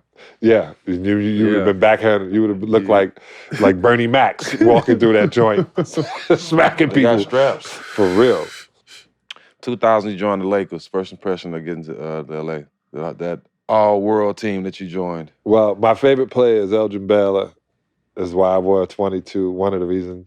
And so I told him... The game was a lot different, but I see him being your favorite player. Yeah, Our game was totally different. And I had that 22 on, and I don't know what happened, man. John Black wasn't paying attention. I saw it. I knew it was hanging in the rafters. And then he was like, no, Sal, come on. And the guys had to make me a new jersey and gave me number 16. And I was going like this. And then I called my brother. And I said, yeah, man, I have my jersey on today. He goes, how's it feel to have yellow? Because in my brain in Detroit, those are yellowbacks. Like, they're punks. Like, you wear yellow, like, you wearing yellow, Johnny?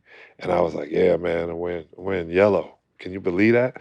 I said, there's some purple in it, but it's yellow, for real. It's yellow. And we used to say that in Detroit. Like, if you see a yellow, when they take their jersey off, they offending you. Like, you want to hit every single one of them. I did the same thing with red and white. Red and white just... When I put it on, I just kept looking at it, and I called my brother again. He was like, "I don't know, man. You're changing. I can't believe soft, it." Huh? Yeah, like, what are you gonna do with that red, with that yellow on? I thought they wore white jerseys. I just remembered they were always yellow. My brother-in-law stole my jersey after we won the championship, though. I was looking for it, and my jersey was missing. I know where it's at. It's in Detroit. Gangster. 21-year-old Kobe. I told Michael, man, at 27, Kobe was unbelievable. But at 21, we would go eat, and then he had a VCR, and we would watch. He would have just everything. Kobe. He would have everything cut up of all these plays, but he had everything on Michael. Every single move. He would watch. There was guys like Michael Ray Richardson, which they won't talk about in the NBA. Tough. He would watch all the dudes who would do things, and I remember saying it. I was like, you should just watch your pops play. Because Jelly Bean, to me, was the only thing that happened with Jelly Bean was Dr. J. If Dr. J was not there, we'd be talking about Jelly Bean Bryant. He was nice. Gangster, too. Okay. So I would watch film with him. I went to the studio with him, man, to hear his record over here at the Sony studio. And he was the first person I saw with a matte black car. Everybody else thought it was dirty. I realized it was wrapped. And it was it was black on black. He loved everything black. His bedroom was black and black on black. So yeah, he was a different cat, man. I thought the record was good. You know, who am I? I thought the kid did a good job, and then he got clowned and stepped away from it.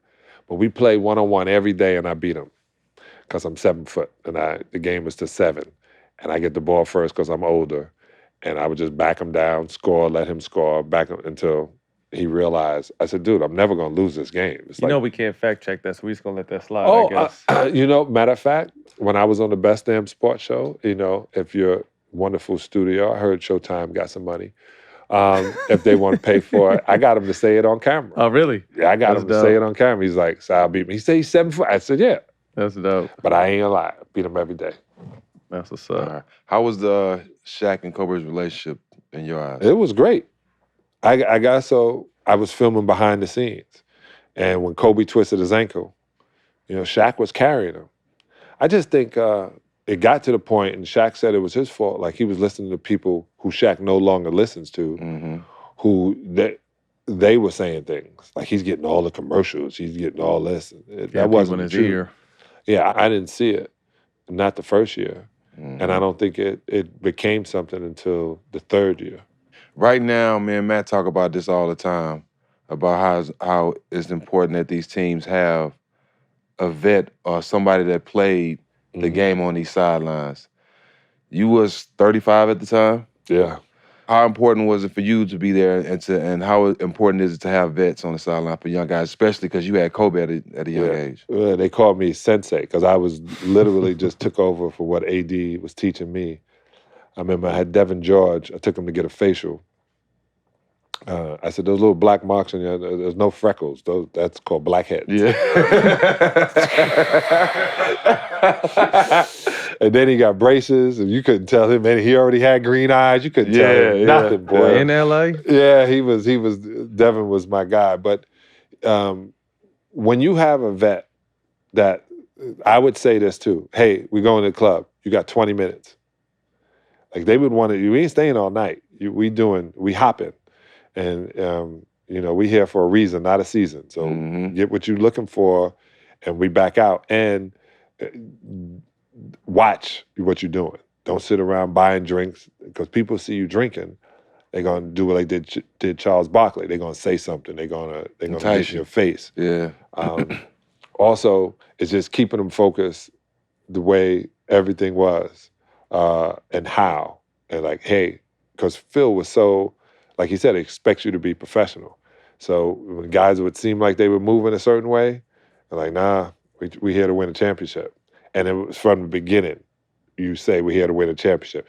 We're not here, we're going to play hard. No, we're here to win a championship. Period. That's the only reason we're here. You're getting paid so we can win a championship. My first time smoking weed was in Sacramento, obviously. Surprise, surprise. And it was the first time I slept 8 hours too. And I got up and it was... So you tried this that year? Senior year, yeah. My senior year. My last year. My senior year. What's your senior year? Yeah, I was a senior citizen. In my last year, and I remember I got on the bus with 5 minutes to go without a jersey. And just a sweat top on. And they were like, yo, what's up, vet? What's up, vet? And I went to my teammate, I won't divulge. And I was like, and when he gave it to me, he was like, Sal, this the chronic now. I was like, man, give me that. And man, my left leg became my right leg. And I was feeling on myself. I was outside doing yoga. I was in warrior pose. Just feeling good. I was bending backwards. I was like, man, if I had this from the beginning in the NBA. It was that Laker team, man. That's funny. But it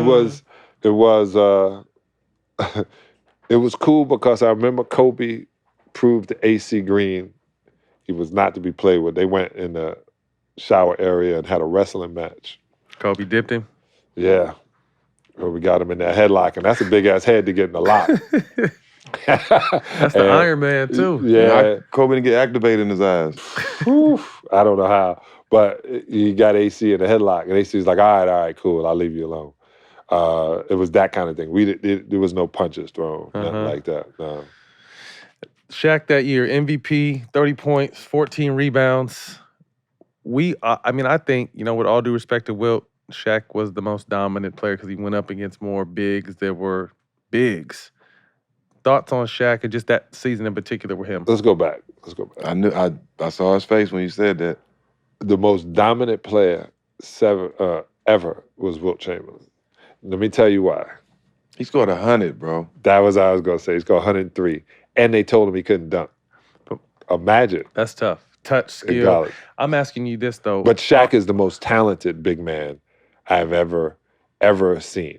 And this was a trip. Shaq, to me, when he was mad, everybody was in trouble. And Phil knew how to keep this dude pissed off. He knows how to, Yeah. Them buttons, he knows how to push them buttons. It's different for everybody, too. That's he you can't treat he would everyone mention comfortable. weight. He would say all kind of things sly. And then I remember I would come up to him and I said, hey, Shaq needs a break today. Like, he needs a break. For what? He's out of shape. I said, not today. Not today. Because you could tell Shaq come in and he didn't want to hear it. Me and Travis Knight was going to get the butt of him backing up and elbowing and trying to dunk on people. And I just knew when Shaq would need a break. And I was like, he need a break. He was like, all right, you're going to play tonight. Not that much of a break.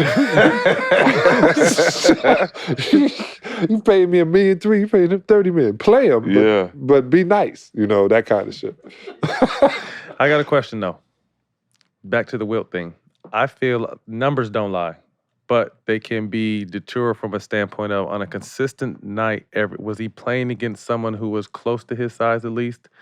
Bigger than 6'8", bigger than 6'10", because you could think of the era that Shaq ran through with all the big body guys he had to go against. I don't ever discredit Wilt because his numbers are incredible, but I don't feel like on a consistent basis he was playing against real centers. I could be wrong though. Yeah, well, you used to be allowed to remember these guys are playing with canvas and rubber on the bottom, and You never played in the Boston Garden. And so in the Boston Garden, before they became the new Boston Garden, it seemed like they just put the parquet wherever they wanted. Spots. I played there. It was the worst thing to ever play on. You did? Yeah, we both did. You did too, Jay. Oh, it was the worst court ever to play spots on. everywhere, dog. And you play, I just look at their life was different and rougher. But I look at Wilt Chamberlain had this unbelievable fadeaway.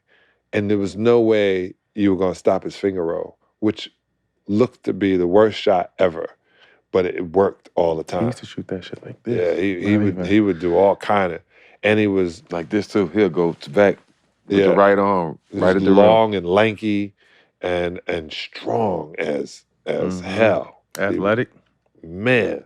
But like Shaq, if we ran a regular offense, Shaq would have scored 40 a game. Like we needed a triangle so everybody else could get the ball. Yeah. And so they wouldn't just focus on it. But the Shaq, I remember I went to chiropractor every day. Me and Dr. Tom Marinaro were best buddies. Like after practice, I go right 3rd Street. He would put my neck and back in order, and then I go home. He would just leaning against him. And I told him, I was behind him each time because Phil would call out certain calls. I would just stand behind him and hold him and then move him into position, right? And he was like, why can't I just, when they throw the ball there, just back right here? I said, you could, it's not the play. And that became Shaq's play. If you came down and you threw it in the corner, you were about to foul him. There was no way of stopping him. When I saw Shaq dunk on Yao Ming, I stood next to Yao Ming. I don't know what I would have done. I probably did all my pinching shit and, trying to, pull your jock strap, pop it and all that kind of shit. And I would literally like grab guys underhair arm, shit like that. Anything to get you to throw a punch. And if you miss, I'm just gonna look at the ref. Like, ref, I'm so angry. Get him out of here. What if they connected? Well, I studied martial arts for a long time. Okay, so you'd be good. And I boxed for a long time. And I'm a non-violent jokester. But no one ever threw a punch at me. I remember I told one guy, I told Alonzo, I said, swing at me. I said, I promise you, you should swing at me. I said, You should swing at me. you should swing at me. That reverse psychology. Yeah. That might get you thinking for a second, whip like, yo, this your motherfucker ass. might have something for Yeah. me. And I remember we just started messing with him. I said, Dennis thinks you're cute. And Dennis Dennis had asthma, so he's breathing funny. And he was like, what's wrong with y'all? I said, he thinks you're cute. Hey, nah, because I seen the video. Dennis Rodman was standing straight behind him. And Zoe comes out the game. He looking at you a sick motherfucker, man. You sick. You are sick. Dennis is like, any way to get he's like, I don't know. Look at his calves. Got great calves. Look at his calves. Calves are great. How'd you get calves like that? Lonzo was like, y'all are sick. But like Oakley would want to fight me all the time too. But that guy, he would punch you in the face. You gotta watch yourself. Keep that left up. You gotta keep that left up. And his fingers are already ready to fight. You walk like this, he's ready to make a fist. Oh, man, I've been around him too. I talked to him yesterday, actually. Oak was mad. You call it quits in the early 2000s. You reflect back 4 rings. You got to play on the bad Boy Pistons, arguably the greatest team of all time with MJ. And then you got to see Shaq and Kobe. When you look back on your career, what do you think about? I think when I do this a lot. I go back, I would have done more push-ups, more pull-ups, more chin-ups. I would have started yoga earlier. I would have literally, God bless Adrian Dantley for working on my diet since I was a rookie. I would have shot more jump shots. That's what I would have done. I would have literally made my outside game to the point where they had to let me shoot. When I go back, I should have made Phil sign me for the second time around. I should have had a conversation about that. But I look back at my career, and somebody said, "Man, if you would have played harder, you would have been an all-star." I was like, "I'm a champion. Plus, I got to go to the parties and sleep in on Sunday, and sell my ticket. Give my tickets to someone else. Always was the hustle, But I look back at it and I go, I had really good teammates. I loved every team I played on. I learned something each time in my career that's bettered me in my adult life. Yeah. Acting. Yeah, man. I know you're good at it. Let me just tell you, I watch your show. Here we go. And that time you did that scene. For Dame? Yeah. You called me. You told me. I called you. I did. You called me. You have no idea that people go to acting class for 5-10 years and couldn't do what you did in that second. I'm telling you. It like that, can't do it. Dude, I've gone to auditions and I walked in and I'm looking and guys look at me and look around and I'm like, oh man, I'm gonna get this. And then Terry Crews would walk in. I would walk out. Because Terry's gonna get this. And he would get every single role. But I loved that. To me, that was the closest I got to basketball, is that competition. Going to work with my acting coach, Ivana Chubbuck, who was the greatest. Go work with her, get something, and then go and do a piece. And whether I got it or not, I'm thinking, well, I killed that one. They should have picked me. Like when I did Sneakerella, they told me it was Kevin Garnett and Amari Stoudemire and all these other people. I was like, you gotta be kidding me. I'm about to go and kill this piece. It took me like 3 days to work on it, and then I just had to relax. But in acting, man, the cool thing about acting is you playing a character. And I just heard Denzel Washington say that one time. And so I never walked in as John Salley. So I have no ego with the role. I remember they were talking about Will Smith playing in 6 Degrees of Separation. And Will said his biggest mistake was he didn't go full, he didn't do exactly as the strip said, because he was more worried about being Will Smith than the character. But then you run into Halle Berry in Monster Ball, who wasn't Halle Berry. She was the character. And when you give in to being the character, greatness. You're right, the great stuff happens. Jamie Foxx, like y'all have Kevin Hart on. I love Kevin Hart. Kevin Hart is my favorite entertainer right now, because he's doing more than just acting. Mm-hmm. He's being an entertainer, Mm-hmm. and I love that about him.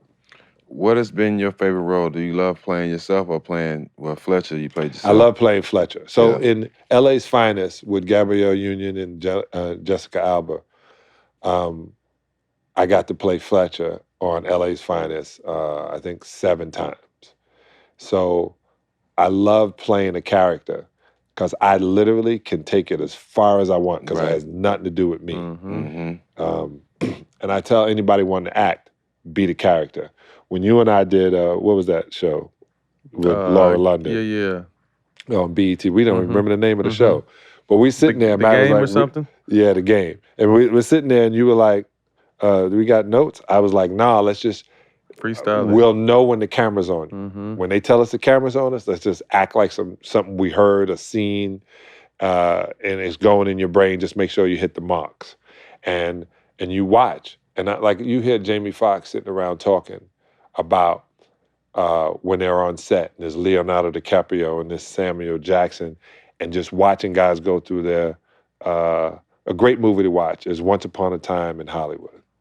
That is how this acting thing is. It's you want to get out, and every time you watch it, you say, I should have done it again. I should have done this. I don't like that.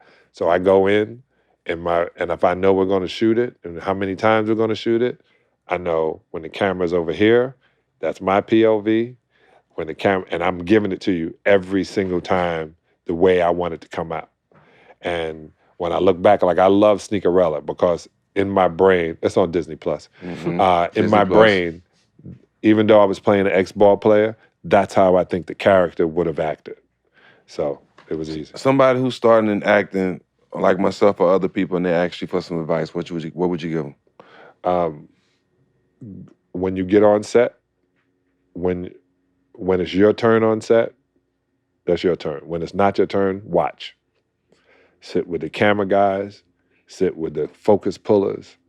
Don't touch anybody. Don't give anybody hugs. Bounce everybody.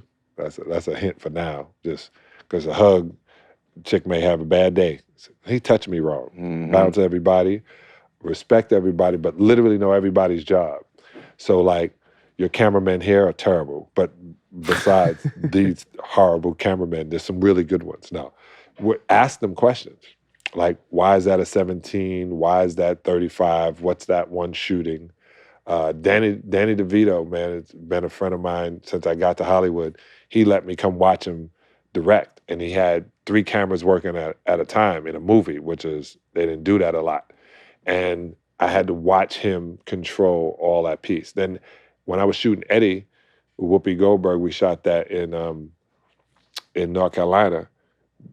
They watched the dailies that night before they sent them out. After shooting 14, 16 hours, they go back and watch what they shot. I sat and watched them. They go, why are you watching dailies? I was like, I want to see if I'm going to get better as this movie goes on. And like, there's great writers. When the writers are sitting around and you see them in the writer room and you keep seeing the script change, go in the writer's room. Like, ask them what they're thinking about, because you might get more lines too, especially if they think they're writing for you and this is how you would deliver it. The script is a living thing. You may have one line in the beginning of the movie, and if they see that you're a character, you might end up with way more lines. So it's competition too. Don't think it's not. You're competing against every other actor there, whether they want you to believe that or not. And this job is only an audition for your next job. You told me you got some stuff for me too. I do. I got a movie for you that I'm excited. Yeah, and that's another thing. I'm I super always excited. think movies. I love sports movies, but I like movies that literally take you out of what we're known to do. Like that's why I love Kanye, because he proves. He said, I can be a designer. I don't have to just be a rap star. I can be a rock star and a designer. I like that piece. Fatherhood. Yeah. What's that like for you? It's amazing.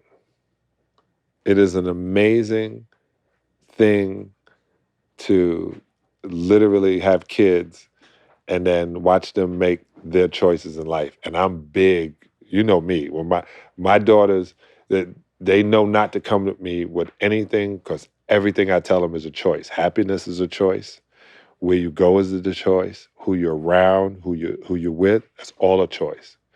I try to give them as much wisdom as a sensei would give them. They obviously only 1 or 2 listens, but that's that part. And I think every day, man, I used to sleep hard. I sleep light because now I got to keep my phone on. But I love my daughters. My daughters are probably the best daughters of anybody's daughters ever. I think the same about mine. Really? Yes. Yeah, your daughter's not as cool as mine. I think so. I think we need to have a cool off. Yeah, cool off. The cannabis space. I know Yeah, this is a space you appreciate now. Talk to us about what you're doing in the space. My daughter, Tyler, is the CEO of Deuces 22. We can't call it that in Detroit. One guy got my name. He's tough on it too. So it's called Spider 22 in Detroit. And High Time says she was in the top 50 women in cannabis, which is cool. All right, sis. Yeah, man. So we finally found a grower out in Cathedral City for our weed, and we own a packaging company. It just happens to be the package that the weed goes in. It just and that's the way I had to make it, a packaging company, because you can't put weed money in the bank. We ain't make no money yet, but we're about to, God willing, the creek don't rise. Inshallah. And we only do flower. We were gonna start with pre-rolls, they dried out, and I don't want a bad product. And I don't want my weed to literally taste like everybody else's. I want you literally to get it and be, where'd you get this? So I believe in boutique growers. And what we get, we get. If I can get 30 pounds of great weed, that's what we put in a container. If I can only get 10, that's what we put in the container. And we literally developing the brand to sell the brand from when the Canadians come in and buy it. But we had to, I think brands are the future of cannabis because there's so much out there and there's so much trash out there. I've never gotten bad weed from Steve. He always say that. I read it in the magazine. Yeah, I've never gotten bad weed from you. That is a wonderful thing. That's a compliment. And then everywhere Viola went, remember I would show up. Yeah. And I guess Al Harrington realized, I was like, yeah, what you doing? And when he do it, I said, how's that going? Oh man, I ain't doing it. I wouldn't do it. Yeah. If Viola didn't do it, I wouldn't do it. And so we just decided, let's make it simple. Let's just be connoisseurs of cannabis. And then my daughter's show comes out. We put a show together of the making of this brand. I know how to do TV, so I grabbed the cameras, like I'm gonna grab 2 of your cameras out of here. And we just, everywhere we could go and film, we did. Just so we can help destigmatize cannabis. It's important. What, you got a title for the show? My daughter's show? Yeah. I was gonna call Making a Brand, but so many people had that name of it. I think we're just gonna call it Deuces 22, the making of a cannabis brand. Y'all look out for that. Yeah. Check it. I got my own streaming service too. I've been watching y'all and watching everybody. So I hooked up with this company called Altered. My man Black Mike introduced me to him, my boy Josh. And we met with them yesterday. Yeah? Yeah. And so You involved with them? Yeah. I said, that's what the block is, right? So I got a one Got a that tile deals on with on what? Oh, you talking about the CTV stuff? Yeah. When I started realizing I could make my own, that if I put it on another network, I'm not going to say the name because they don't pay me, YouTube. No, if I go on there, I'm not going to make any money. I should control the ads. And at this time, if rap artists can control, if Chance the Rapper can control everything, why do I have to submit to anybody but my own thing? I tried to get with Showtime, they just never called me back. Shows like a little bougie sometimes. Yeah, they said we got this show called All the Smoke. What do we need with you? What kind of shows do you watch in your spare time? What kind of stuff are you into? I'm into everything that deals with Egyptology. I watch, which was developed by the Greeks, by the French, long story. anything with redoing a house, Mm-hmm. and I watch football like a maniac. I love football too. Who you Yeah. squad? If it's the Cowboys, just puff again. We won last night. Congratulations. Thank We you. won. We're 2-1. What's the 49ers record? 1-2, yeah. 1-2. Oh, opposite. I love Debo. Mm-hmm. Debo is my favorite. Somebody just got to get him the ball. That's the problem. There's only one ball. I like any team Tom Brady is on. But I'm a fan of Aaron Rodgers. So watching the game the other day, I was like biting my fingers like I had something to do with it. But I like wasn't the shootout, everything it was- Tom Brady does. How can you not? Yeah, he makes you better. Quick hitters. Piece of advice you would give your younger self, excuse me. Become vegan earlier and do yoga 2 hours a day. 2 hours. That's a long time. So I'm dealing with back stuff, and everybody telling me you gotta do yoga. Yeah, you got to also, I can stop your back pain. You have lower back pain. My bottom disc is gone. Oh. Who told you that? I went and got to see the doctor. So X-rays, it's MRI. removed. Yeah. Yeah, so you should get colonics. I know it sounds crazy. Yeah. The reason your bottom disc is gone is your lower intestines is full of crap. So all the water that your lower intestines is looking for, it starts grabbing it from the closest places. That's why you're lower. So your disc is only water. Now, once you clear your body and it's not leaching water from that disc, and you extend your back by doing yoga, the disc will fill back up with water. Okay. Gang. Free game. You committed to get a Don't car? worry, that's Nah, $60. I'm cool, but I'm gonna drink a lot of water though. That's gonna make it worse. So if you drink so don't water, drink it got to water. be spring water, and you got to put baking soda in it. So No remember, when alkaline we water? drink water, we don't absorb it if it's just plain water.